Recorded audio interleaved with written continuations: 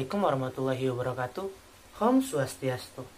Nah, di video pembelajaran kali ini kita akan membahas mengenai belajar berbasis aneka sumber dan sistem instruksional pusat sumber belajar. Nah, yang pertama, kita harus mengetahui apa sih belajar berbasis aneka sumber itu. Nah, di sini belajar berbasis aneka sumber merupakan suatu strategi pembelajaran yang memberikan kesempatan kepada peserta didik atau pembelajar untuk dapat memperoleh serta membangun pengetahuannya melalui sumber-sumber belajar lainnya. Nah, di sini belajar berbasis aneka sumber bukan mengarah pada suatu pendekatan, strategi, ataupun metode belajar yang didasarkan oleh teori belajar tertentu, tetapi dapat dipergunakan dengan berbagai pendekatan belajar lainnya.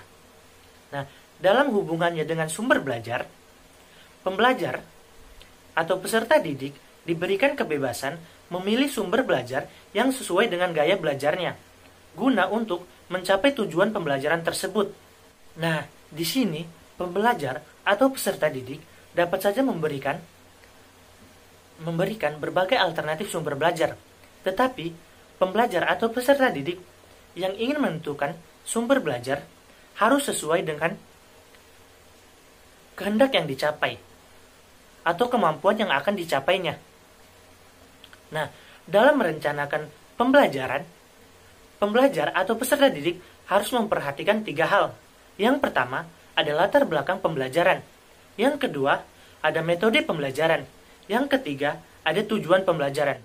Nah, yang pertama ada latar belakang pembelajaran, di mana termasuk tingkat kecerdasan, kemampuan awal, dan gaya belajar peserta didik. Yang kedua ada metode pembelajaran, di mana termaksud metode ceramah, diskusi, demokrasi, eksperimen, dan lain-lainnya.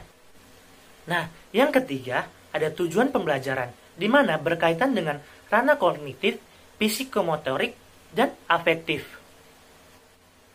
Pendekatan belajar berbasis aneka sumber mengacu pada cara belajar siswa aktif sebagaimana yang diharapkan dalam paradigma pendidikan baru pada saat ini, yang dimana di sini pembelajar atau peserta didik perlu menjadi prioritas dalam pembelajaran karena merekalah yang akan menghadapi berbagai masalah dalam kehidupan.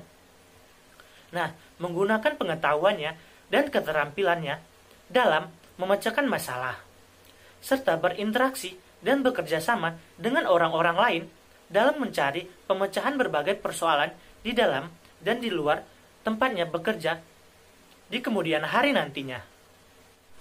Nah, jadi di sini inti dari aktivitas instruksional adalah memberikan koordinasi pengalaman belajar yang optimal bagi peserta didik atau pembelajar agar dapat mengembangkan potensi menjadi kompetensi.